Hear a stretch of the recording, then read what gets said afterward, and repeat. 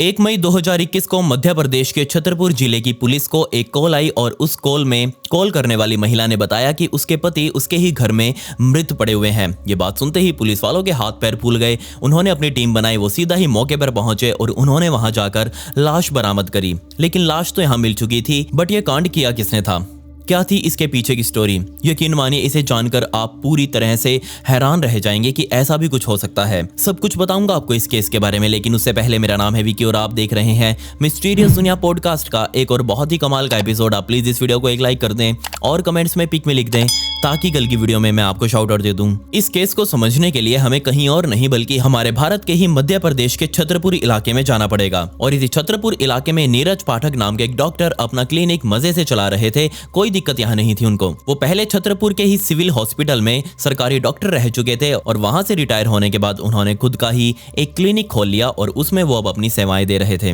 आसपास के इलाके में उनकी अच्छी रेपुटेशन बन चुकी थी। हमें पता है कि हमारा समाज डॉक्टर और इसी तरह की पोस्ट को बहुत ज्यादा उच्च दर्जा देता है और देना भी चाहिए। उनके साथ यहाँ उनकी पत्नी ममता पाठक और कहीं नहीं बल्कि एक सरकारी टीचर थी। वो छतरपुर के सबसे बड़े कॉलेज में केमिस्ट्री की प्रोफेसर रह चुकी थी। लेकिन यहाँ दिक्कत बस ये थी कि वो खुद तो यहाँ केमिस्ट्री के प्रोफेसर थी, बट उनकी केमिस्ट्री उनके पति यानी कि डॉक्टर नीरज पाठक के साथ कुछ खास अच्छी नहीं थी। खैर 1994 में हुई शादी के बाद इन दोनों के 2 बच्चे भी हुए, जिसमें से बड़ा बेटा थोड़ा सा मानसिक रूप से अस्वस्थ था, जबकि छोटा बेटा IIT से पढ़ाई करने के बाद अमेरिका में पढ़ाई करने के लिए और वहीं पर नौकरी करने के लिए देश छोड़कर जा चुका था। सन 1994 में जब इन दोनों की रिश्ते की बात चली थी तो इन दोनों के ही घर वाले बहुत ज्यादा खुश थे, क्योंकि यहाँ दोनों की ही जो नौकरी थी वो बहुत ज्यादा उच्च दर्जे की थी और हमारे समाज में एक सरकारी प्रोफेसर और एक डॉक्टर की जोड़ी बहुत ही गजब की मानी जाती है। शादी के कुछ टाइम बाद तक तो सब कुछ सही चल रहा था, लेकिन यहाँ जैसे ही दोनों बच्चे पैदा हुए तब यहाँ डॉक्टर नीरज और प्रोफेसर ममता के रिश्तों के बीच में बहुत बड़ी दरार आ गई।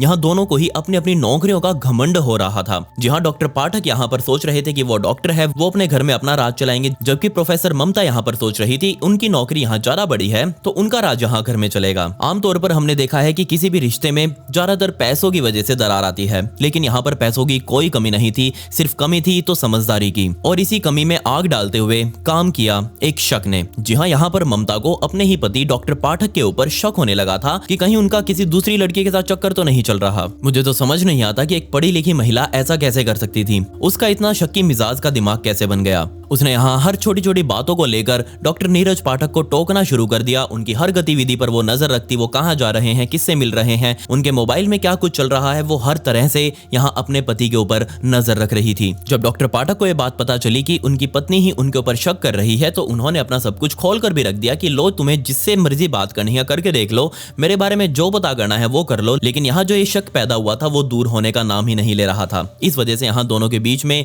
लड़ाई झगड़े भी होने लगे और लड़ाई झगड़े अब मारपीट में बदलते जा रहे थे। जहां अभी तक ये सारी मार पिटाई और लड़ाई झगड़े 4 दीवारी के भीतर ही हो रहे थे, वही लड़ाई झगड़े अब 4 दीवारी से बाहर निकलकर पुलिस स्टेशन तक पहुंच चुके थे। दोनों ही एक दूसरे के साथ मारपीट करते, लड़ाई झगड़े करते और सीधा ही यहाँ के लोकल पुलिस स्टेशन में पहुंच जाते। पुलिस वाले भी अब क्या करते, ये तो पति पत्नी का इंटरनल मामला था, वो यहाँ पर दोनों को ही समझाकर वापस घर भेज देते कि जैसे तैसे रहना है, ठीक से रहो, एक दूसरे के ऊपर विश्वास रखो, हम इसमें कुछ नहीं कर सकते, आगे आपकी मर्जी। दोनों को समझ आ भी जाती और वो वापस घर चले जाते। लेकिन यहाँ घर जाते ही वापस वही सब कुछ शुरू हो रहा था।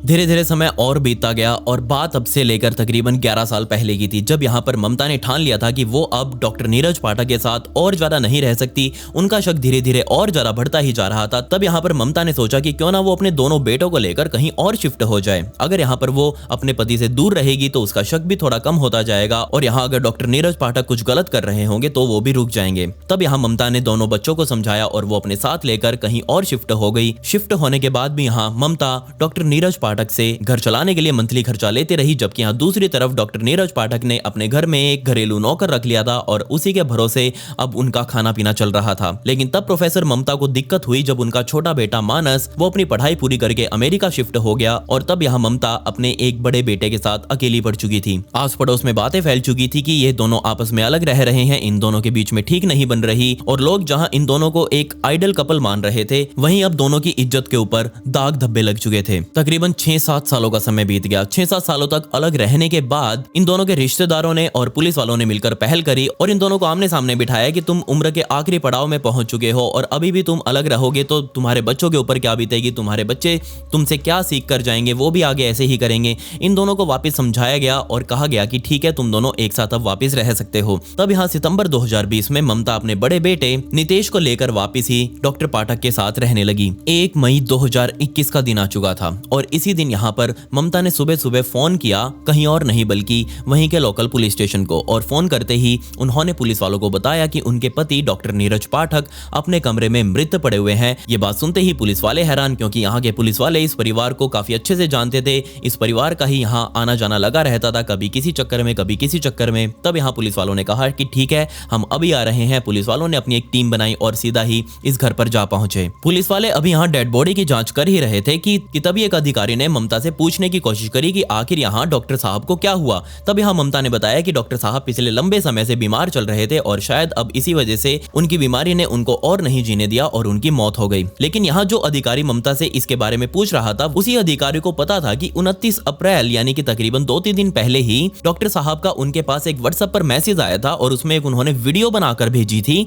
जिसके अंदर वो बोल रहे थे कि उनकी पत्नी उन्हें बार बार प्रताड़ित कर रही है, उन्हें मार पीट रही है, उन्हें खाना नहीं दे रही। ये सब कुछ डॉक्टर साहब ने वीडियो बनाकर ना सिर्फ इस पुलिस वाले को बल्कि अपने रिश्तेदारों को भी भेजा था। खैर यहाँ पर पुलिस वाले अभी शांत थे। उन्होंने यहाँ से डेड बॉडी को उठाया, आसपास जो भी मौजूद एविडेंस है उनको उठाया और सीधा उसी हॉस्पिटल में डॉक्टर नीरज पाठक की बॉडी को लाया गया, जिस हॉस्पिटल में बेचारे डॉक्टर पाठक कभी नौकरी किया करते थे। मामला धीरे धीरे यहाँ के लोकल लोगों में हाई प्रोफाइल बनता जा रहा था। सभी को पहले से ही पता था कि एक ना एक दिन ऐसा कांड तो जरूर होना ही है, क्योंकि इन दोनों के बीच में रिश्ते बहुत अच्छे नहीं थे। खैर यहाँ पर आपको याद होगा कि 2021 में उस टाइम पर कोरोना का दौर चल रहा था, तो यहाँ पर फोरेंसिक टीम्स पीपीई किट वगैरह पहनकर इस बंगले की जांच करने के लिए आ रहे थे, जहां पर डॉक्टर नीरज पाठक रहा करते थे। और तब यहाँ पर फोरेंसिक वालों ने कुछ सबूत उठाए और सबूत उठाते ही पुलिस वालों को बताया कि ये मामला जरूर संदिग्ध है, इस मौत को हमें नॉर्मल नहीं मानना चाहिए और जरूर इसकी जांच की जानी चाहिए। साथ ही यहाँ पर अब क्योंकि मामला संदिग्ध बन गया था, तो ऑब्वियसली डॉक्टर साहब की लाश का पोस्टमार्टम भी किया जाना था। जल्दी ही यहाँ पर डॉक्टर्स की एक टीम ने डॉक्टर नीरज पाठक के शरीर का पोस्टमार्टम किया और उस पोस्टमार्टम रिपोर्ट में जो पुलिस के सामने आया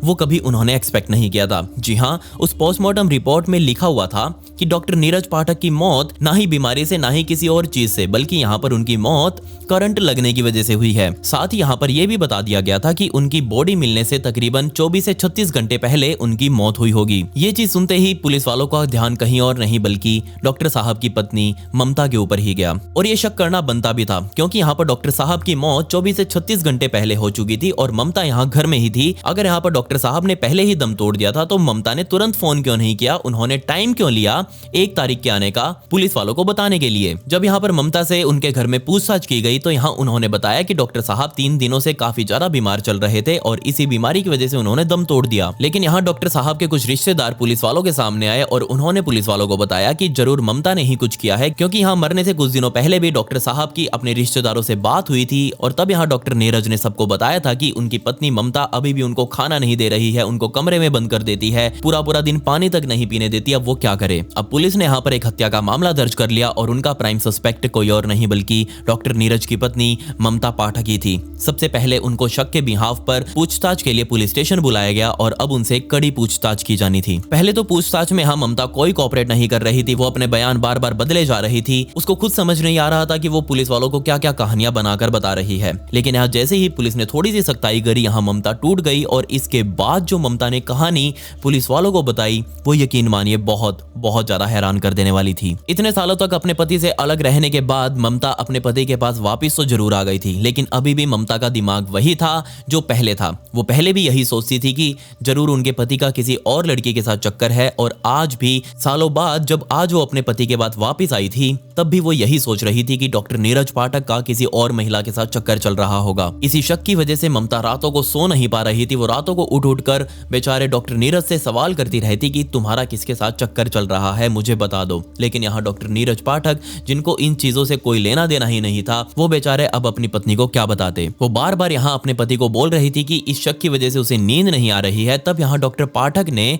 अपनी पत्नी को एक इंजेक्शन लगाना शुरू कर दिया और वो इंजेक्शन किसी और चीज का नहीं बल्कि नींद का ही था। जी हाँ, डॉक्टर पाठक नींद आने के लिए अपनी पत्नी को नींद की दवाई दे रहे थे और उस इंजेक्शन ऑपरेशन के बाद उनकी पत्नी ममता आराम से सो भी जाती और वो सीधा सुबह ही उठती। लेकिन जैसे ही यहाँ ममता पाठक की सुबह नींद खुलती तब भी उसके माइंड में यही चलता रहता कि उसके पति ने उसको यहाँ बेहोशी का इंजेक्शन दिया है और जरूर वो उसे बेहोश करके किसी और महिला से मिलने के लिए गए हैं या फिर उन्होंने किसी और महिला को इस घर में बुलाया है और उसके साथ वो रंगरलियां मना रहे हैं। सोचकर देखिए इस पढ़ी लिखी प्रोफेसर का दिमाग कैसा था, कैसी सनक इसने अपनी दिमाग में बैठा ली थी। और 29 अप्रैल 2021 का दिन आ चुका था। जैसे ही ममता पाठक सुबह सुबह उठी, अपनी नींद की दवाई का असर उनके दिमाग में अभी भी चल रहा था, तब भी उसे लग रहा था कि शायद रात को डॉक्टर पाठक ने उसे बेहोशी का इंजेक्शन दिया है और वो किसी और से मिलने गए हैं। और सुबह होते ही ममता अपना नहा धोकर सीधा ही यहाँ डॉक्टर पाठक के ऊपर चढ़ चुकी थी। वो उनसे सवाल किए जा रही थी कि तुमने मुझे रात को बेहोश करके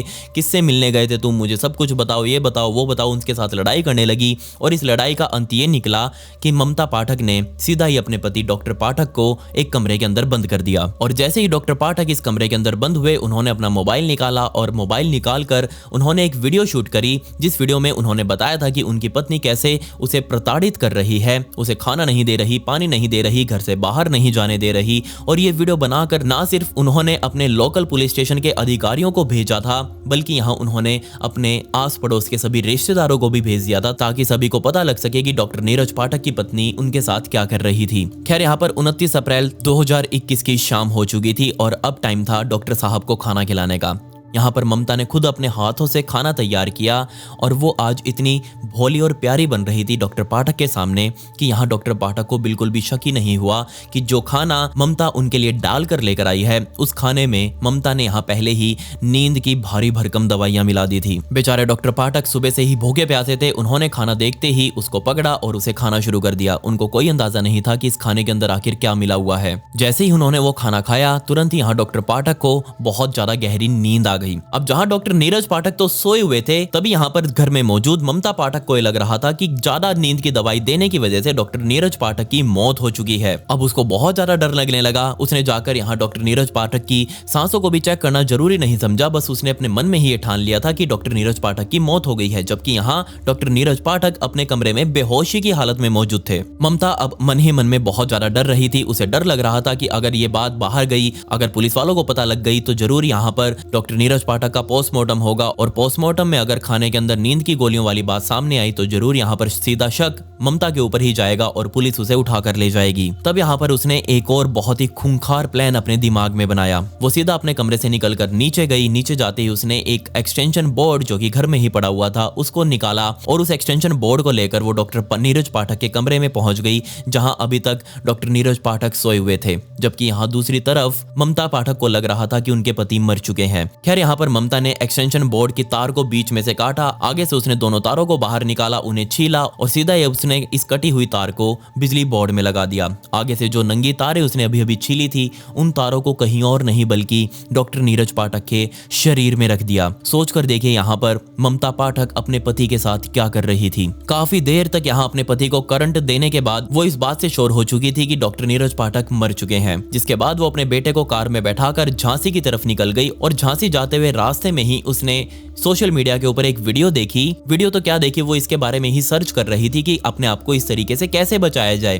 तब यहाँ पर उसे पता लगा कि अगर किसी व्यक्ति को नींद की गोलियां देकर मारा गया हो और अगर यहाँ पर 2 दिनों तक उसका पोस्टमार्टम ना किया जाए तो यहाँ पर कोई भी डॉक्टर नहीं बता सकता कि मरने वाले व्यक्ति को नींद की गोलियां देकर मारा गया है। ये मौत बिल्कुल एक आम मौत लगेगी। अगले दिन यहाँ पर ममता वापस अपने घर छतरपुर पहुंच चुकी थी और अब उसको इंतजार करना था कि बस 2 दिनों का समय बीत जाए, किसी भी तरह से इस लाश को वो घर में छुपा ले और 2 दिनों बाद वो पुलिस वालों को फोन करके बता देगी कि ऐसे ऐसे उनके पति की मौत हो गई है और ये मौत बिल्कुल नेचुरल लगेगी। 1 मई 2021 के दिन सुबह सुबह ममता पाठक ने पुलिस वालों को फोन करके सूचना दी कि उनके पति यहाँ कमरे में मृत पड़े हुए हैं। जब ये पूरी कहानी पुलिस वालों ने सुनी तो उनके भी रोंगटे खड़े हो गए कि एक पत्नी, पढ़ी लिखी पत्नी, वो भी हम कह सकते हैं कि प्रोफेसर पत्नी अपने ही डॉक्टर पति के साथ ऐसा कुछ कैसे कर सकती थी। पुलिस ने ममता के बयानों पर ही सारी वो नींद की गोलियां जो कि बच गई थी बाद में, उनको भी यहाँ बरामद कर लिया और साथ ही उस एक्सटेंशन की तार को भी इस घर से बरामद किया गया, जिससे करंट देकर डॉक्टर नीरज पाठक को मौत के घाट उतारा गया था। डॉक्टर नीरज और ममता का बड़ा बेटा जो कि मानसिक रूप से थोड़ा अस्वस्थ था,